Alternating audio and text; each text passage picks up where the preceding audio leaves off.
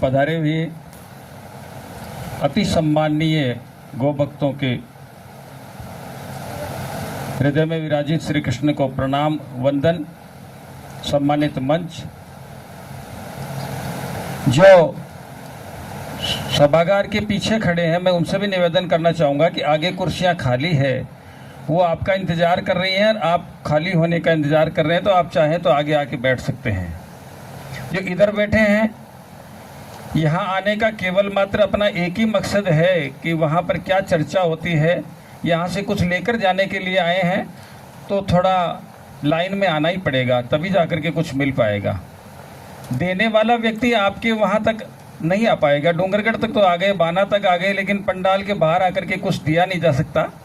इसलिए निवेदन करना चाहूँगा कि जो बाहर खड़े हैं, जो कार्य व्यवस्था में लगे हैं, उनको छोड़ करके गौशाला संचालक है वो विशेष रूप से आगे आ जाएं। आगे कुर्सियाँ खाली पड़ी है।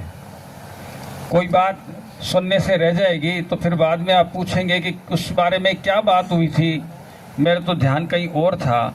तो हो सकता है कि बताने वाले से कोई बात रह जाए और आपको पूरी बात नहीं बता पाए। उसके अभाव में जो सूरजमाल सिंह जी अभी बता रहे थे, कमियां जो गिनती बता रहे थे कि इतनी गौशालाओं में ये हो गया है, तो ये होना स्वाभाविक है, क्योंकि जब चर्चा चलती है, जब जानकारी दी जाती है, तब हम लोग उस पर ध्यान नहीं दे पाते हैं। गौशाला संचालकों के साथ में विभाग के संवाद कार्यक्रम समय समय पर होते ही रहे हैं और ये अच्छी बात भी है। बीकानेर जिला शायद पहला जिला होगा या राजस्थान में शायद एकमात्र जिला भी हो तो कोई अतिशयोक्ति नहीं है, जहां पर गौपालन विभाग और गौशाला संचालक दोनों एक ही मंच पर बैठ करके वार्ता कर लेते हैं। और उसी के परिणाम स्वरूप आज बीकानेर में इतने सुंदर कार्य हो रहे हैं कि कहीं गौशाला संचालकों को इतनी ज़्यादा परेशानी नहीं हो रही है। गौशाला संचालन के लिए जो समय समय पर नियमों में परिवर्तन आता जा रहा है, ये स्वाभाविक बात है। कल भी गौशाला पाँचू में जो बैठक थी उसमें ये चर्चा चली थी, तो मैंने वहाँ पर एक बात बताई थी, वो बात मैं आज यहाँ पर फिर से दोहराना चाहूँगा। गौशाला संचालकों की वास्तव में समस्या है कि गौशाला चलाने के लिए आपको अनेक कार्य करने पड़ते हैं, लोगों के पास में जाना पड़ता है, सारी जानकारी रखनी पड़ती है। लेकिन देखिए, गौशाला चलाने के लिए आपको किसी ने नियुक्त नहीं किया है, इस सेवा का भाव आपने नियुक्त किया है। आपने अपने मन में विचार किया है कि नहीं, मैं इस गौशाला का संचालन कर पाऊंगा, यहाँ पर आवासित गौशालाओं की जो गौवंश है उनको मैं सेवा दे पाऊंगा। ये आपने दृढ़ निश्चय लिया है अपने मन में। तो ये सेवा का भाव खाली मन में रखने से सेवा नहीं होती है। सेवा का मतलब बहुत सारे कार्य होते हैं। किसी भी घर को चलाने के लिए मुखिया बनना तो बहुत आसान है। क्या हुआ, शादी हो गई, बच्चे हो गए, माता पिता चल बसे तो घर के मुखिया बन गए। लेकिन मुखिया जब तक अपनी जिम्मेदारियों से उस परिवार का लालन पालन नहीं कर पाएगा, तब तक वो परिवार आगे नहीं जा पाएगा। अभी जो मंच का संचालन कर रहे थे, उन्होंने इस गौशाला की बात बताई, जो अपने आप में एक उदाहरण है कि 2010 से चलने वाली गौशाला को 2021 में संचालक ने परिवर्तन करके इस रूप में ला दिया। ये होता है चलाने वाले का काम। 2010 से जो चल रही थी, 11 साल गौशाला ही तो चल रही थी। फिर ऐसा क्या हुआ 2021 में कि इस गौशाला का स्वरूप ही बदल गया और आज इस गौशाला में 100 बीघा जमीन तक देने वालों की लाइन लग गई है। भामाशाहों की कहीं पर भी कोई कमी नहीं है। महाराणा प्रताप भी तो होना चाहिए, उस पैसे को लेकर के काम में सही से ले ले।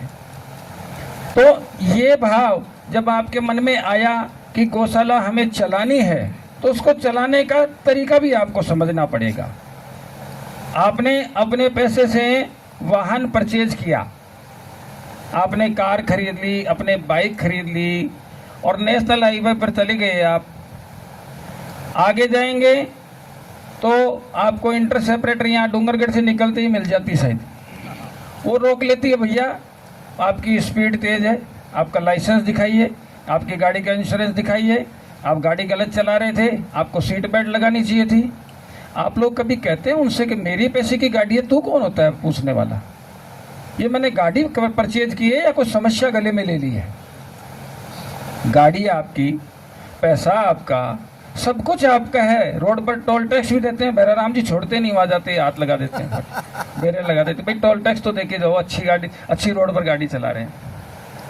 भाई सब कुछ आपका है, लेकिन इन रोड पर चलाने के नियम सरकार के हैं, और उन नियमों का पालन हम हंसते हंसते करते हैं। बल्कि वहाँ पर कहते हो रहे हैं साहब पहली बार ही थी, थोड़ा जल्दी था, शादी है या कोई मीटिंग है उसमें जाना था, थोड़ी तेज हो गई, मैं तो हमेशा ही सही से चलाता हूँ। देखो, चाहे वाहन चलाएं, चाहे घर चलाएं, चाहे संस्था चलाएं, घर के किसी सदस्य से गलती हो जाती है तो भी जाकर के हम सॉरी फील करते हैं, बच्चा है, गलती हो गई है, आगे से ध्यान रखेंगे, बच्चे पर भी कंट्रोल रखेंगे, दायित्व है हमारा, हम मुखिया हैं तो हमको कहना पड़ेगा। आप इससे नकार नहीं सकते कि इस जिम्मेदारी से मैं मुक्त हो गया। आपने यदि गौशाला संचालन का जिम्मा लिया है तो गौशाला का सही संचालन करना और उसका सही रिकॉर्ड मेंटेन करना आपकी अपनी जिम्मेदारी है। इस जिम्मेदारी से हम विमुख नहीं हो सकते, और ऐसी भी कोई ज़्यादा बड़ी जिम्मेदारी नहीं है कि जिसके लिए हमें इतना चिंता करनी पड़े कि भाई गौशाला चलेगी तो चलेगी कैसे। ऐसे कौन से नियम है जिनका पालन हम नहीं कर सकते? कुछ नहीं है, छोटी छोटी बातें हैं। 2 तरह के कार्य गौशाला में होते हैं, मैं बहुत सरलता से ही आपको समझाने का प्रयास करूंगा। अध्यक्ष, मंत्री और कोषाध्यक्ष, यहाँ पर ये 3 लगभग आधे हैं ना, हैं? आधे से भी कम ही है। अध्यक्ष, कोषाध्यक्ष, मंत्री, एक बार फिर से हाथ खड़ा करें, कैमरे के सामने आ जाएंगे तो काउंटिंग में आसानी रहेगी, है ना। देखिए, बहुत सुंदर बात है कि जो गौशाला चलाने वाले पदाधिकारी गण हैं उनको भी ये चिंता तो है कि देखिए गौशाला की बात हो रही है, हम चलते हैं वहाँ पर। आपके पास में गौशाला चलाने का एक अलग दायित्व है। इसके बाद में यहाँ पर कितने कागजों का काम करने वाले मुनीम या प्रबंधक, या उनको कोई उच्च किसी भी नाम से पुकार सकते हैं, प्रबंधक, वो कितने खड़े हैं, बैठे हैं, वो हाथ ऊपर करें, देखें, जो कागजों का काम करते हैं केवल। ये भी अच्छी संख्या में है, बहुत अच्छा है। देखो, गौशाला का एक पार्ट अध्यक्ष, मंत्री और कोषाध्यक्ष ये चलाते हैं, एक पार्ट पीछे से ये आपके जो प्रबंधक हैं या मुनीम हैं या जो ई मित्र संचालक हैं, जो लेखन पठन का काम करते हैं, वो चलाते हैं, और दोनों के सहयोग से गौशाला चलती है। एक अकेला व्यक्ति बहुत कोई एक गौशाला चला ले तो बात अलग है, जहाँ पर सेक्रेटरी कोई पढ़ा लिखा हो या अध्यक्ष पढ़ा लिखा हो तो वो चला ले तो अलग बात है, बाकी मुश्किल काम है। और समझना इसलिए ज़रूरी है कि कभी भी किसी गौशाला के बारे में, अभी कल परसों की बात है, एक गौशाला में कोई कमी थी, मेरे पास में 178 गौशालाओं ने आवेदन किए हैं। 3 दिन तक हमने वहाँ पर बैठ करके डबल टैग की समस्या का निवारण किया था कि डबल टैग नहीं होंगे, और आपकी 178 गौशालाओं को रिवर्ट किया था। ये पहली बार हुआ था बीकानेर में कि जितनी गौशालाओं ने आवेदन किए हैं उन सबको मैंने वापस लौटा दिया था कि अपनी अपनी कमियां सुधार कर लें।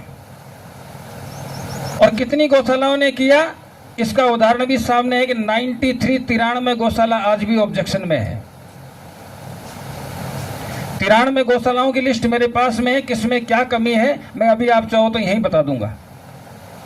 बताओ साहब, ये कमी क्यों है?